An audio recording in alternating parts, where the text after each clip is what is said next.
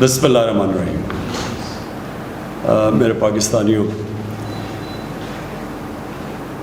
جس طرح میں نے آپ سے وعدہ کیا تھا کہ ہم نے NCC کی میٹنگ سارے صوبوں کو اعتماد میں لے کے ہم نے فیصلہ کیا کہ ہم آہستہ آہستہ لاک ڈاؤن کھولیں گے اور لوگوں کو موقع دیں گے کاروبار شروع کرنے کا، لیکن SOPs کے ساتھ. اس میں آج خاص طور پہ یہ جو اپنی بات شروع کرنا چاہتا ہوں، میں خاص طور پہ اپنی میڈیکل کمیونٹی، اپنے ڈاکٹرز، اپنی نرسز، جو ہمارے اسٹاف کام کرتا ہے ہاسپٹلس کے اندر، میں سب سے پہلے ان سے مخاطب ہونا چاہتا ہوں. کیونکہ جب ہم یہ فیصلہ کر رہے تھے لاک ڈاؤن کھولنے کا، تو مجھے پتہ تھا کہ جو ہمارے ڈاکٹرز، فرنٹ لائن ورکرز جو ہاسپٹلس میں کام کرتے ہیں، ان کو یہ فکر تھی کہ جیسے جیسے لاک ڈاؤن کھولیں گے تو پریشر بڑھے گا، زیادہ مریض ہاسپٹلس میں جائیں گے، اور جو اس وقت جہاد لڑ رہے ہیں دنیا کے اندر، وہ ہیں میڈیکل ورکرز، ہمارے ڈاکٹرز، نرسز. تو ان کے اوپر پریشر پڑنا تھا، اور مجھے پتا تھا کہ ان کو فکر ہے، اور انہوں نے ڈاکٹرز کی ایسوسیشن نے اسٹیٹمنٹس بھی دی. تو میں اس لیے آپ سے مخاطب ہوں. میں آپ کو یہ یقین دلاتا ہوں کہ میری گورنمنٹ کو پوری طرح احساس ہے اس چیز کا کہ آپ کے اوپر کس طرح کے پریشر ہوں گے، گھر والوں کے، فیملیز کے، بچے ہیں سب کے. تو مجھے یہ پوری طرح احساس ہے، لیکن میں اس لیے چاہتا تھا کہ آپ سے شروع کروں بات کرنا، کیونکہ آپ کا یہ سمجھنا بڑا ضروری ہے کہ یہ جو سارا فنومنا ہے کرونا وائرس کا، اس سے ملک کیسے ٹیکل کرے. کیونکہ ایک ملک کا سربراہ میں بیٹھا ہوں، میری گورنمنٹ، ہمیں ایک طرف کرونا کی طرف دیکھنا ہوتا ہے، اور پھر اس کے سارے معاشرے پہ کیا اثرات ہوتے ہیں ہمیں وہ بھی دیکھنا پڑتا ہے. تو پہلی چیز میں آپ کو یہ کہنا چاہتا ہوں کہ اگر مجھے یہ کوئی یقین دلوا دیتا کہ 1 مہینہ آپ لاک ڈاؤن کریں یا 2 مہینہ لاک ڈاؤن کریں، چلے 3 مہینے بھی کر دیں، اور اس کے بعد کرونا وائرس ختم ہو جائے گی، تو اس سے بہتر تو چیز کوئی نہیں تھی. ہم کسی نہ کسی طرح ہی کرتے تھے، 3 مہینے کی تیاری کر لیتے، جو بھی ملک کی ریسورسز ہیں وہ لگا دیتے، اپنے والنٹیئرز کے ذریعے کھانا بھی پہنچا دیتے، کوشش کرتے.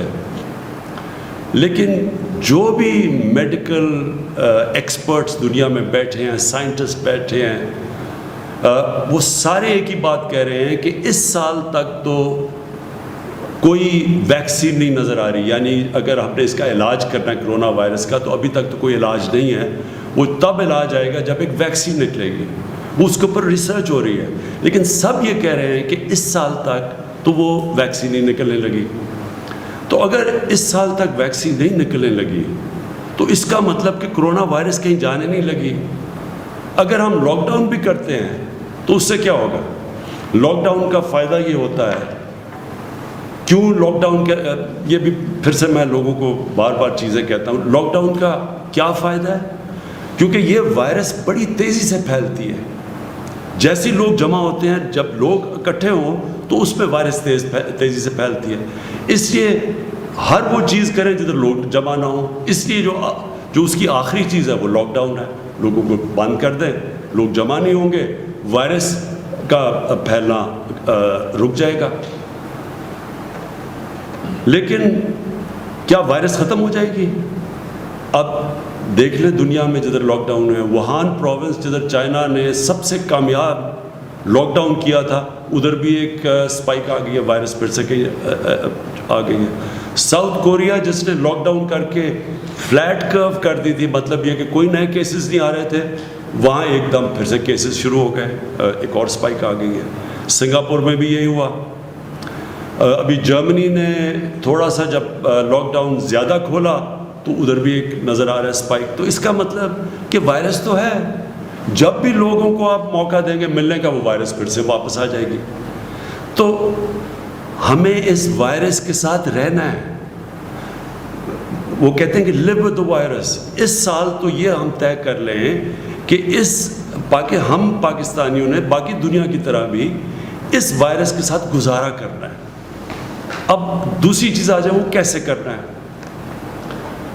کیا میں اب اپنی میڈیکل کمیونٹی سے بات کر رہا ہوں کہ کیا ہم یہ افورڈ کر سکتے ہیں پاکستان کے ہم لوگوں کو مسلسل لاک ڈاؤن رکھیں.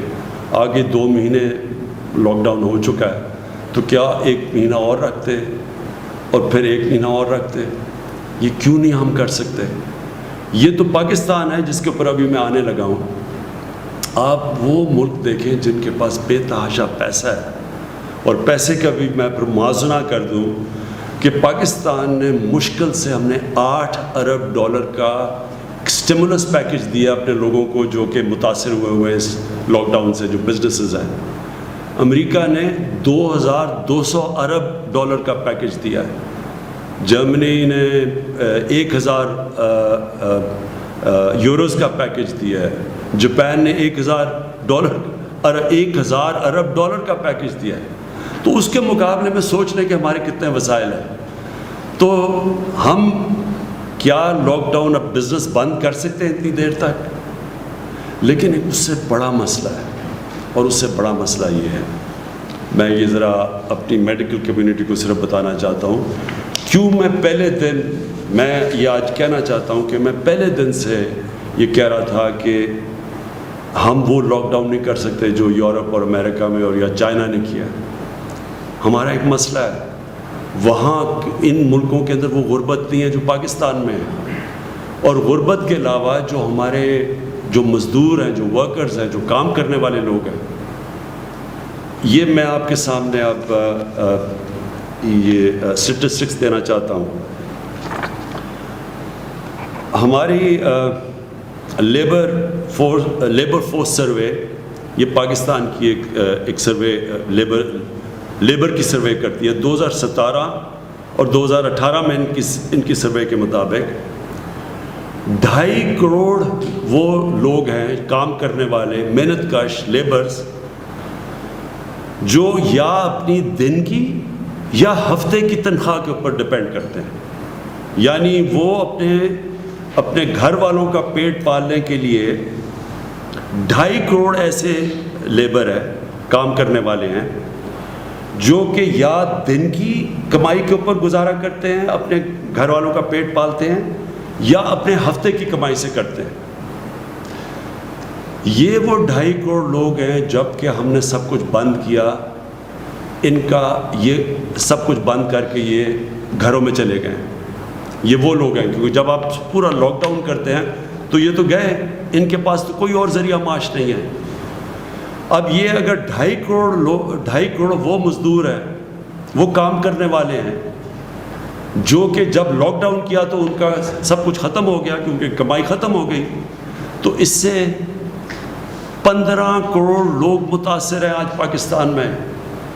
اگر گھر میں آپ ایک پورے گھر میں 6 کی بھی ایوریج لگا لیں تو سارے ملک میں اس وقت جو لوگ متاثر ہیں لاک ڈاؤن سے وہ 15 کروڑ ہیں.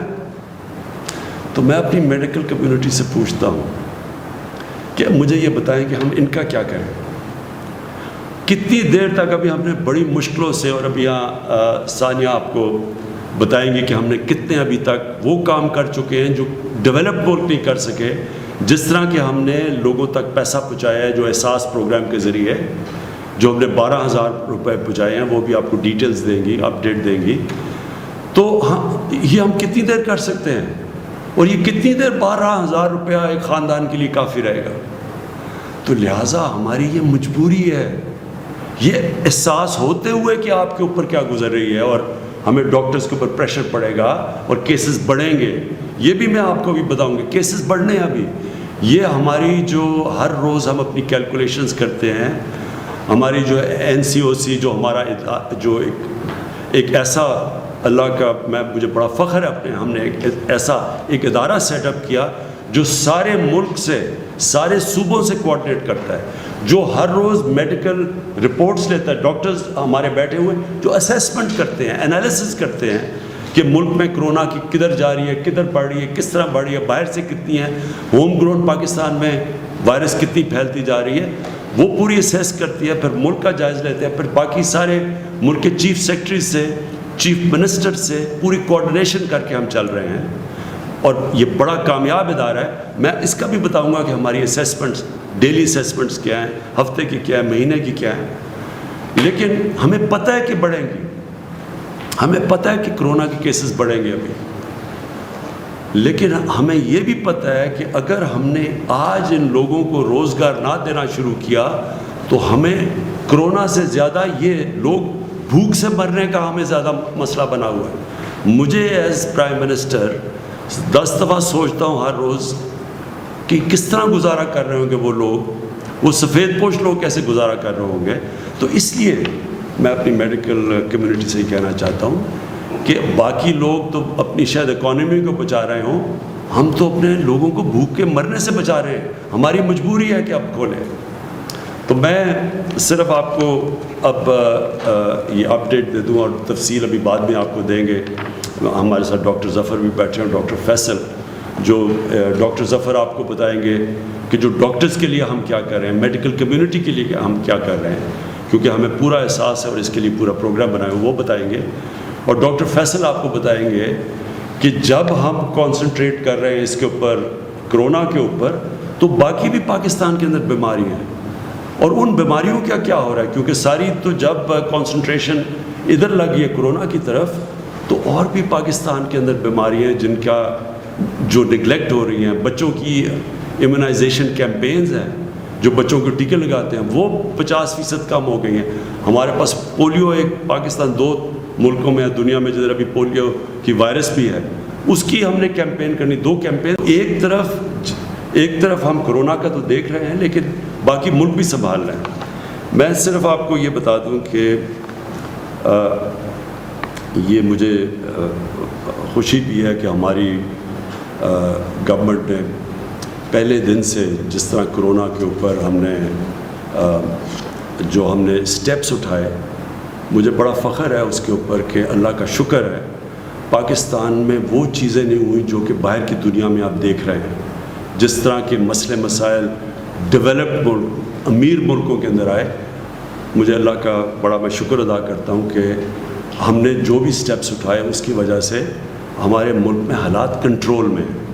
ہماری پروجیکشن کیا تھی، میں نے جب آپ سے 24 اپریل کو آپ کے سامنے آیا تو ہماری پروجیکشن یہ تھی کہ 14 مئی تک پاکستان میں جو کیسز، کرونا کے کیسز جو انفیکٹڈ ہیں، جو پازیٹیو کیسز ہیں، وہ ہونے تھے 92,695، اور جو اموات ہونی تھی، جو فوتیاں ہونی تھی اس کی وجہ سے، کرونا کی وجہ سے، وہ 1,324 ہونی تھی۔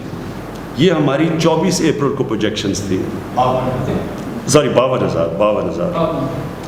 52,000 ہماری انفیکشنز ہونی تھی، اور جو اموات ہونی تھی وہ 1,324۔ اب 14 مئی جو ہم نے جو پرسوں گزری، اس میں ہمارے کیسز انفیکٹڈ کتنے ہیں؟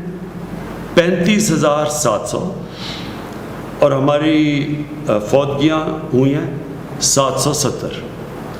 تو اللہ کا شکر ہے کہ ابھی تک جو پروجیکشنز تھیں، اور یہ دنیا کے سے موازنہ کیا جاتا ہے کہ دنیا میں جس طرح کرونا بڑھتی گئی یا جو پیک کرتی گئی اس کے مقابلے میں، تو اللہ کا شکر ہے کہ ابھی تک ہم پروجیکشن سے نیچے جا رہے ہیں، اور ہمارے ابھی بھی جو ہاسپٹلز ہیں ان میں جگہ ہیں، ہمارے پاس وہ پریشر نہیں پڑا جو کہ ہاسپٹلز پہ پڑنا چاہیے۔ لیکن میں یہ آپ کو کہہ دوں کہ یہ بڑھیں گے کیسز، یہ ہم مینٹلی پریپیئر رہیں، لیکن ہم جو ابھی تک ہماری پلاننگ ہے، ہم انشاءاللہ ہماری جون کے اینڈ تک ہماری جو ہاسپٹل فیسلٹیز ہیں، وہ اب تک ہم دیکھ رہے ہیں، وہ انشاءاللہ یہ اس کا یہ جو ہماری انفیکشنز ہوتی رہیں گی، اور اس کے مطابق جتنے لوگ ہاسپٹل میں جائیں گے۔ اور آپ کو پھر سے میں یاد کرا دوں کہ کرونا جو وائرس کی جو ہم ایسٹیمیٹ کرتے ہیں کہ ہر 100 مریض میں سے، ہر 100 وہ لوگوں سے جن کو انفیکشن ہوتی ہے، ان میں سے صرف 4 یا 5 کو ہاسپٹل جانے کی ضرورت پڑتی ہے۔ تو ڈر یہ ہوتا ہے کہ جب اتنی زیادہ، جب 50,000 سے زیادہ جب کیس بڑھتے جائیں گے تو وہ لوگ جنہوں نے ہاسپٹل جانا ان کی بھی تعداد بڑھتی جائے گی، اور وہ پریشر پڑ جائے گا ہمارے ہاسپٹل کے انٹینسو کیئر کے اوپر. ہاسپٹل میں وہ جدھر وینٹیلیٹر کی ضرورت پڑتی ہے اور انٹینسو کیئر کی ضرورت پڑتی ہے. تو وہ بھی بعد میں آپ کو ڈاکٹر ظفر بتائیں گے کہ اس کے لیے ہم کیا کیا تیاریاں کر رہے ہیں، مسلسل اپنی کیپیسٹی بڑھانے کی کیا کیا کوششیں کر رہے ہیں. کیونکہ یہ جو انٹینسو کیئر ہوتا ہے، جس کا ایک بسترا جو انٹینسو کیئر کا ہوتا ہے، اس کے اوپر ایک کافی اسپیشلائز ٹریننگ کی ضرورت ہوتی ہے. ہر کوئی نرس جا کے وہ انٹینسو کیئر میں وہ ٹریٹمنٹ نہیں دے سکتا جو کہ صرف اسپیشلسٹ دے رہے ہوتے ہیں. تو اس کے لیے وہ آپ کو بتائیں گے وہ کیا کیا قدم اٹھا رہے ہیں. اب آگئی بات کہ ہم نے اب ملک میں کیا کیا چیزیں کھولی. میں حماد اظہر بیٹھے ہوئے وہ ابھی آپ کو بتائیں گے کہ ہم کیسے کیسے کاروبار کے مختلف چیزیں اب کھولتے جا رہے ہیں ایس او پیز کے ساتھ. اور وہ جو ایس او پیز ہے، یہ میں پھر سے آپ کو کہہ دوں، ایس او پیز کا مطلب یہ ہے کہ جو بھی کاروبار کھولے گا ان کے جو مالک ہوتا ہے اس کے اوپر ہم ذمہ داری دے دیں گے کہ آپ نے یہ قدم اٹھانے ہیں، یہ شرائط ہے جس کے اوپر چل کے آپ نے اپنی فیکٹری کھولنی ہے یا آپ نے اپنی دکان کھولنی ہے، تو آپ کو یہ قدم اٹھانے پڑیں گے. میں آپ سب سے پھر سے اپیل کرتا ہوں، یہ بہت ضروری ہے آپ کو ان ایس او پیز کے اوپر چلنا. ساری قوم کو میں کہتا ہوں، وہ اس لیے کہ دیکھیں، اگر اب یہ جو ہم آہستہ آہستہ یہ جو لاک ڈاؤن اٹھا رہے ہیں، اگر ایک دم اس سے زیادہ بڑھتے ہیں کیسز، تو ہو سکتا ہے جن ایریاز میں کیسز بڑھتے ہیں ہمیں پھر سے ان کو لاک ڈاؤن کرنا پڑے. اگر ہم نے مثلاً دیکھا کہ کہیں فیکٹری کے اندر کیسز بڑھ گئے ایک دم، تو فیکٹری کو بند کرنا پڑے گا. تو آپ سب کو، جو مالک ہیں فیکٹری کے، آپ کو نقصان ہوگا، آپ کے لیبر کو نقصان ہوگا. اسی طرح اگر ہم اب دکانیں کھول رہے ہیں تو میں سارے دکانداروں کو کہوں گا کہ اس کے اوپر جو ایس او پیز ہیں ان کے اوپر پلیز عمل کریں. آپ اپنے اوپر ڈسپلن کریں، ذمہ داری لیں، کیونکہ آپ جو ذمہ داری لیں گے وہ موقع دیں گے ہم سب کو کہ اس ملک کو آہستہ آہستہ کھولنے کا، تاکہ کاروبار شروع ہو، تاکہ لوگوں کو روزگار ملے.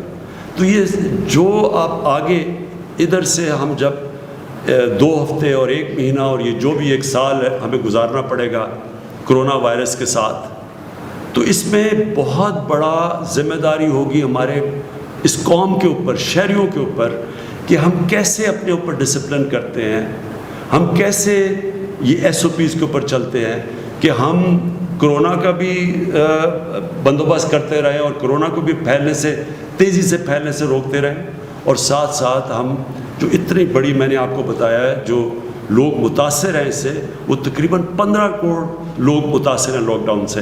تو وہ بھی ان کو بھی ہم نوکریاں ملتے رہیں، وہ بھی کام کرتے رہیں، کیونکہ کوئی بھی ہم 15 کروڑ لوگوں کا دھیان نہیں رکھ سکتے، ہمارے پاس وسائل ہی نہیں ہیں. وہ صرف تب ہوگا جب ان کو نوکریاں ملیں گی، اور وہ نوکریاں ملیں گی، کاروبار چلے گا. تو کاروبار جب ہم کھول رہے ہیں تو میں پھر سے بار بار آپ سے اپیل کرتا رہوں گا کہ آپ نے بڑی احتیاط کرنی ہے. ادھر میں جو ہمارے جو 10 لاکھ سے زیادہ ٹائیگر فورس بنی ہے، میں آپ سب ٹائیگر فورس کو، آپ کی سب سے بڑی ذمہ داری ہے، آپ کی اور بھی ذمہ داریاں ہیں، لیکن ایک سب بڑی ذمہ داری یہ ہے کہ پبلک کے اندر یہ ایک پوری کیمپین کریں، آگاہ کریں پبلک کو. آپ جا کے لوگوں کو ذمہ داری کا احساس دلوائیں کہ جب تک پبلک خود احتیاط نہیں کرے گی، کوئی گورنمنٹ کچھ نہیں کر سکتی. ہمارے پاس اتنی نہ پولیس ہے، نہ اتنے جیل ہیں، ہم زبردستی نہیں کر سکتے. یہ آپ کو پوری طرح اس کے اوپر عمل کرنا پڑے گا.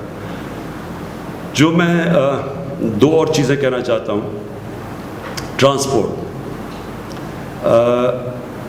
ابھی تک ہمارے کئی صوبوں کے اندر یہ خدشہ آیا کہ اگر ٹرانسپورٹ کھولیں گے، ڈسٹرکٹ میں انٹر ڈسٹرکٹ کی ٹرانسپورٹ کھولیں گے تو وائرس زیادہ تیزی سے پھیل جائے گی. میں پھر سے، کیونکہ ہم سارا کنسنسس سے فیصلے کرتے ہیں، ہماری NCOC ہر روز ملتی ہے، اور پھر NCCs میں جدھر سارے وزیر اعلیٰ اور چیف سیکرٹریز ہوتے ہیں، ہم سب بیٹھ کے سارے فیصلے کنسنسس سے ہوتے ہیں. وہ جماعتیں ہیں جو اپوزیشن میں بھی ہیں, جو ہمارے ساتھ نہیں ہیں, ہم سب کو اپنے یعنی کوئی فیصلہ یہ نہیں کرتے کہ جدھر ہم یہ سمجھیں کہ کوئی ایک صوبہ نہیں مان رہا, تو کنسنسس سے فیصلے ہوتے ہیں. اس لیے ابھی تک پوری طرح ٹرانسپورٹ کے اوپر فیصلہ نہیں ہو سکا, کیونکہ ایک دو صوبوں کے یہ خدشات ہیں کہ اگر آپ کھولیں گے ٹرانسپورٹ تو یہ وائرس پھیل جائے گی. میرا اس کے اوپر یہ ہے کہ دیکھیں, ہم جو بھی قدم اٹھائیں پہلے یہ سوچیں کہ ہمارا جو سب سے غریب طبقہ ہے اس کی ہم مدد کیسے کر سکتے ہیں, کیونکہ اس کرونا وائرس میں جو آج سب سے مشکل میں ہے وہ ہمارا غریب طبقہ ہے. تو جو ٹرانسپورٹ ہے, جو پبلک ٹرانسپورٹ ہے, وہ تو ایک غریب آدمی کی ٹرانسپورٹ ہے. ہم تو ہماری طرح کے لوگ تو گاڑیوں میں پھر رہے ہیں ابھی بھی, ہم تو کہیں بھی جا سکتے ہیں اپنی گاڑیوں میں, لیکن ایک غریب آدمی, ایک مزدور, وہ تو جس کے پاس گاڑی نہیں ہے اس کے لیے تو پبلک ٹرانسپورٹ چاہیے. تو جب ہم پبلک ٹرانسپورٹ بند کرتے ہیں تو ہم یہ یاد رکھیں کہ ہم ایک غریب کی زندگی مشکل میں ڈال رہے ہیں. کئی دفعہ اس کو ٹرانسپورٹ چاہیے ہوتی ہے کام کرنے کے لیے, دیہاتوں کے لیے اس کو کہیں جانا ہوتا ہے, کہیں مزدوری کرنی ہوتی ہے, کہیں وہ فیکٹریوں پہ جا رہا ہوتا ہے, اب کنسٹرکشن سائٹ پہ جا رہا ہوتا ہے. تو جب ہم ٹرانسپورٹ بند کرتے ہیں سمجھ جائیے کہ ہم سب سے زیادہ نقصان اپنے غریب آدمی کو پہنچا رہے ہیں. اس لیے میں پھر سے سب سے ریکویسٹ کرتا ہوں کہ پبلک ٹرانسپورٹ کھول دیں. اگر امریکہ جیسی جگہ جدھر 2,000 لوگ دن میں مر رہے ہیں انہوں نے اپنی پبلک ٹرانسپورٹ نہیں بند کی, اگر یورپ جدھر یورپ کے اندر ایک دن کے اندر 800 لوگ, ابھی بھی 500 لوگ مر رہے ہیں, انہوں نے اپنی پبلک ٹرانسپورٹ بند نہیں کی, ایئر ٹریول بند نہیں کی, ہم نے کیوں یہ بند کر کے رکھ دی ہے؟ اور ہمیں پتہ ہونا چاہیے اس کا اثر پڑے گا, اس کی اکانومی پہ بھی اثر پڑ رہا ہے, لیکن سب سے زیادہ اس کی غریب آدمی پہ اثر پڑ رہا ہے. تو میں پھر سے آپ کو ریکویسٹ کروں گا کہ آپ یہ کھول دیں. میں آخر میں جو پہلے اپنی, پھر میں چاہوں گا کہ میری ٹیم آپ سے بات کر لے. جو آخر میں بات کرنا چاہتا ہوں کہ مزدوروں کے لیے جو مجھے سب سے زیادہ احساس ہے کہ ہمارے لوگ جو بے روزگار ہوئے ہیں, میرا جو پرائم منسٹر کا جو ریلیف فنڈ ہے, جس طرح میں نے پچھلی باری آپ کو بتایا, اس کا صرف اور صرف مقصد یہ ہے کہ جو لوگ ہماری ویب سائٹ کے اوپر بتا دیں گے کہ جی میں بے روزگار ہوا ہوں اس دور کے اوپر, اور صرف ایک بتا دیں گے کدھر کام کرتا تھا, بے روزگار ہوا ہوں, تو ان کو بھی میں اپنے فنڈ سے پیر سے منڈے سے کیش ٹرانسفر کر رہا ہوں, جس طرح کے احساس پروگرام کے ذریعے کیے جا رہے ہیں. تو میری پیر سے جو ہماری اب تک آ چکے ہیں, ہمیں ان لوگوں کے ثبوت آ چکے ہیں, ہم نے ویریفائی کیے ہیں, ہمارے پاس ڈیٹا ہے نادرا کا, ہم چیک کرتے ہیں, وہ چیک کر کے جو کوالیفائی کر چکے ہیں ان کو منڈے سے پیسہ ملنا شروع ہو جائے گا جو پرائم منسٹر ریلیف فنڈ سے. اور میرا جو سارا فنڈ ہے وہ صرف اور صرف ان بے روزگاروں کے لیے پیسہ دیتا رہے گا جب تک انشاءاللہ 1 مہینے تک. ہماری امید یہ ہے کہ جس طرح ہم چلتے جائیں گے, اور انشاءاللہ اگر ہمارے کیسز زیادہ تیزی سے نہ بڑھے تو انشاءاللہ ہم اپنے کاروبار کھولتے جائیں گے اور لوگوں کو روزگار ملتا جائے گا. خاص طور پہ کنسٹرکشن میں ہم نے کنسٹرکشن کی انڈسٹری کو خاص طور پہ کوشش کی ہے ہر قسم کا انسینٹو دیں تاکہ کنسٹرکشن شروع ہو, اور اس کا مقصد یہ ہے کہ زیادہ سے زیادہ لوگوں کو, مزدوروں کو روزگار ملے. ہم سب جانتے ہیں, دنیا اس وقت جانتی ہے کہ جو اس وقت فرنٹ لائن کا مطلب یہ ہے کہ جو بالکل فرنٹ لائن پہ کھڑے ہو کے جنگ لڑ رہے ہیں وہ ہمارے ڈاکٹرز, نرسز اور جو میڈیکل سٹاف ہے. جتنی بھی ہم آپ کو یہ ایشورٹی دلوا سکیں کہ اس پہ گورنمنٹ قوم ساری آپ کے ساتھ کھڑی ہے, یعنی آپ کو اندازہ نہیں ہے کہ لوگ کتنا اپریشیٹ کر رہے ہیں. یہ اصل میں یہ جہاد ہے جو آپ کر رہے ہیں. تو میں صرف جو ہماری تیاریاں یعنی جب سے یہ کرونا شروع ہوئی, پاکستان کا جو ہیلتھ سسٹم تھا ہم سب جانتے ہیں بدقسمتی سے کہ وہ کافی پیچھے رہ گیا, کہ جب جس ملک کے حکمران اپنا چیک اپ بھی باہر دنیا میں کروانے جاتے ہیں اس ملک کا ہیلتھ سسٹم ڈیولپ نہیں ہو سکتا. اس لیے جو ہم نے تب سے کام کیا اپنے ہیلتھ سسٹم کے اوپر, جو کیپیسٹی بڑھائی, جو ہم نے ٹیسٹنگ کیپیسٹی یہ پہلے تھی نہیں, پھر جو ICU اس کی کیپیسٹی بڑھائی, اور اب جو ہم کرنے جا رہے ہیں اپنے ڈاکٹرز کے لیے, یہ میری گورنمنٹ کے اوپر سب سے بڑا بوجھ پڑا ہوا ہے. ایک تو کہ اس ملک کا جو غریب لیبر طبقہ, دہاڑی دار, جو ان کے اوپر گزر رہی ہے, اور ابھی جو ڈاکٹر ظفر نے بات کی کہ یہ جتنی بیماریاں اس وقت پاکستان میں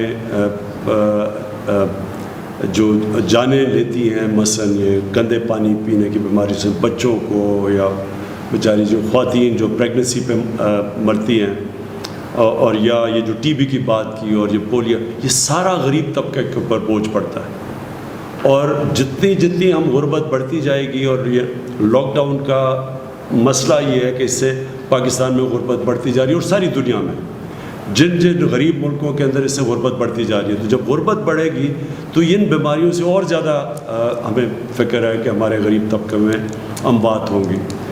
لیکن اس کا جو دوسری چیز ہمیں مشکل میں پڑے ہوئے ہیں وہ ہے ایجوکیشن۔ ہمارے بچے اسکولوں میں نہیں جا رہے، یونیورسٹی اسٹوڈنٹس ان کا ٹائم ضائع ہو رہا ہے، اور جو ایک ملک تو بڑھتا ہی تعلیم کی وجہ سے آگے۔ تو اس میں صرف آپ کو بتانا چاہتا ہوں کہ مسلسل اس کے اوپر بھی بات چیت ہو رہی ہے باقی صوبوں سے کہ ہم نے اب یہ کیا کرنا ہے، کیسے کھولنا ہے۔ امپورٹنٹ ہے کہ ہم، جس طرح میں نے کہا کہ یہ سال تک تو اب کرونا کے ساتھ ہم نے رہنا ہے، یہ کرونا کہیں جانے نہیں لگی ایک سال تک۔ تو اس میں ہم نے اب سوچنا ہے، طریقے اختیار کرنے ہیں کہ ہم نے اب اس کے ساتھ کیسے رہنا ہے۔ اپنے بچوں کو تعلیم بھی دینی ہے تو وہ پھر اور طریقے سوچنے پڑیں گے، اور باہر بھی دنیا میں ہم دیکھ رہے ہیں کہ دنیا کے اندر دنیا کیا کر رہی ہے، اور دنیا سے ایکسپیرئنس بھی آ رہا ہے کہ مثلا سویڈن بالکل ایک مختلف راستہ پکڑا ہوا ہے انہوں نے، تو ان کو بھی اسٹڈی کر رہے ہیں۔ تو انشاءاللہ جس طرح میں نے کہا اگر ہم نے ایک سال اس کے ساتھ گزارا کرنا ہے تو پھر ہم نے اپنے بچوں کا بھی دیکھنا ہے، اپنے یونیورسٹی اسٹوڈنٹس کا بھی دیکھنا ہے۔ میں چاہوں گا ثانیہ آپ پلیز جو اپڈیٹ دے دیں، جو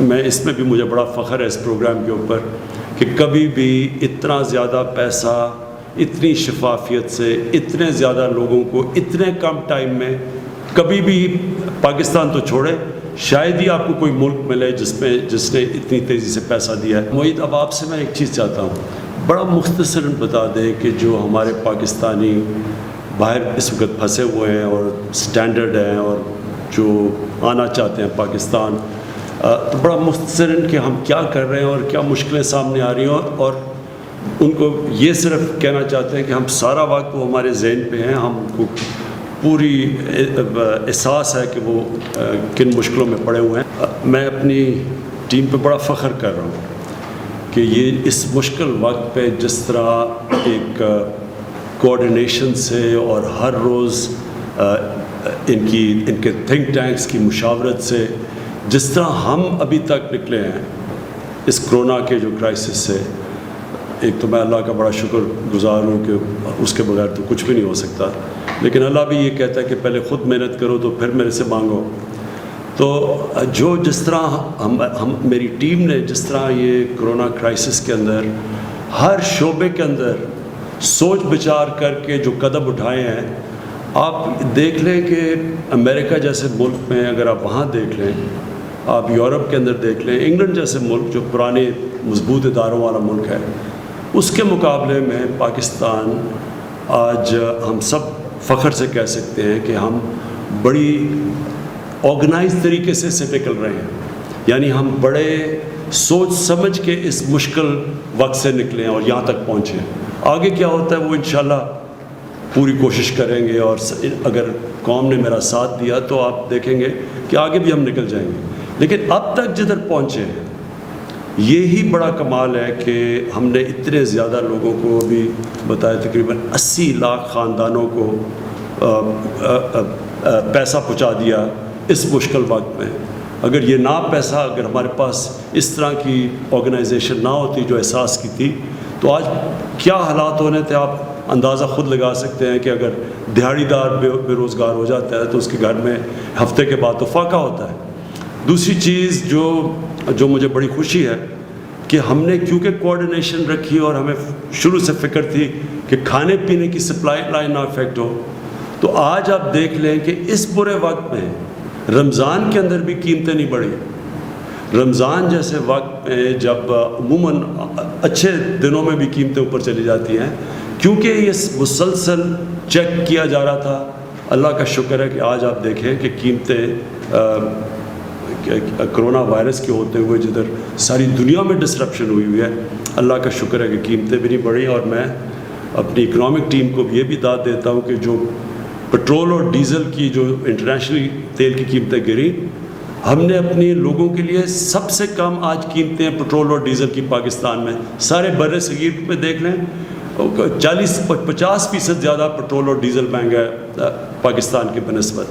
تو لوگوں کے لیے آسانیاں پیدا کرنے کے لیے وہ بھی نیچے کی. بجلی کا انہوں نے جو ابھی حماد نے بات کی کہ چھوٹے اسمال اور میڈیم انڈسٹری کی مدد کی، اور جس طرح ہماری جو میڈیکل ایکسپرٹس انہوں نے جیسے جیسے ہمیں گائیڈ کیا اور اسی طرح ہم چلتے رہے، اور ہم نے یعنی قوم کو آگاہ کرتے رہے، ہر وقت پوری ڈیٹیلز دیتے رہے، کتنی اموات ہیں، کتنے لوگ وینٹیلیٹر پہ ہیں، کتنے ہیں. ایک پورا نیشنل کوآرڈینیشن کی جو پہلے بالکل نہیں تھی. اور انشاءاللہ جس طرح ہم جا رہے ہیں، میرا یہ ایمان ہے کہ ہم بڑی ایک مضبوط قوم بن کے نکلیں گے. لیکن آپ سب کے لیے پھر سے میں یہ کہتا ہوں، اب سے لے کے یہ سال کے اینڈ تک اپنے ذہن بنا لیں کہ ہم نے کرونا کے ساتھ رہنا ہے. کتنی کامیابی سے یہ قوم نکلتی ہے اس کرائسس سے، آپ کے اوپر ڈپینڈ کرتا ہے. آپ جتنے ذمہ دار ہوں گے اس مشکل وقت میں، آپ جتنی احتیاط کریں گے. اور میں جو ٹائیگر فورس ہے، میں خاص طور پہ آپ کو کہنا چاہتا ہوں کہ آپ کو نکلنا چاہیے اور لوگوں کو احساس دلوانا چاہیے. پتہ ہے کہ کرونا جب لوگ جمع ہوں گے تو کرونا پھیلنے کے چانسز زیادہ ہیں. تو ہم اپنی ذہن حکمت استعمال کر سکتے ہیں. ہم ہر کام کر سکتے ہیں اگر ہم عقل سے کریں. اور کیونکہ ہمیں اس وائرس کے ساتھ رہنا ہے، کیونکہ ہمیں پتہ ہے کہ جب تک ایک ویکسین نہیں نکلتی اس وائرس نے یہیں رہنا ہے، اس لیے ہم جتنی احتیاط کریں گے ہم اپنے معاشرے کے لیے آسانیاں پیدا کریں گے. کیونکہ جب لاک ڈاؤن ہوتا ہے، اب میں نے شروع میں بھی آپ کو کہہ دیا، ہم غربت بڑھاتے ہیں اپنے معاشرے، ہم غریبوں کو اور نیچے دھکیل دیتے ہیں. تو اس لیے ہمارے اوپر ذمہ داری ہے کہ ہم ایک غریبوں کو بھی پروٹیکٹ کریں. دوسری چیز، جتنی ہم احتیاط کریں گے، ہمیں پتہ ہے، یہ بھی پتہ ہے کہ یہ بوڑھوں کو، بزرگوں کو یہ زیادہ افیکٹ کرتی ہے. ہمیں یہ بھی پتہ ہے کہ جو لوگ بیمار ہیں ان کو کرونا ہو جائے تو ان کی جان خطرے میں چلی جاتی ہے، یہ ہمیں پتہ ہے. تو لہٰذا ہم جو نوجوان ہیں وہ ذمہ داری لیں، وہ خود احتیاط کریں کہ ہمارے گھروں میں، ہمارا تو جوائنٹ فیملی سسٹم ہے، ہم تو ساری فیملی رہتی ہے. تو آپ کو خود دیکھنا چاہیے کہ احتیاط، کہ آپ کے گھر کے اندر جو بوڑھے، جو بزرگ ہیں اور جو بیمار ہیں، آپ کی ذمہ داری ہے ان کی حفاظت کرنا. اور حفاظت آپ کر سکتے ہیں احتیاط کر کے. اور آخر میں یہ جو عید آ رہی ہے، میں خاص طور پہ آپ سب سے کہنا چاہتا ہوں کہ یہ جس طرح ہم عید یہ قوم بناتی ہے اور ہمیشہ بناتی ہے، اور عید بڑا ایک فیملی کا اوکیزن ہوتا ہے، لوگ جمع ہوتے ہیں، یہ عید مختلف ہے. اس عید کو آپ نے یہ سوچنا ہے ذمہ داری لے کے کہ ہاں ہم نے عید بنانی ہے، لیکن وہ اس طرح کی عید نہیں بنانی جس طرح ہم عموماً بناتے ہیں. ہمیں دیکھنا پڑے گا کہ ہم اپنے ملک کی خدمت کریں گے کہ اگر ہم احتیاط کریں گے. اور پھر میں ختم کروں گا، جو ہمارے ڈاکٹرز اور جو ہماری نرسز ہیں جن کے اوپر سب سے زیادہ جو فرنٹ لائن پہ کھڑے ہیں، ہم ان کی بھی مدد کریں گے اگر ہم سب احتیاط کریں. شکریہ اور پاکستان پائندہ باد.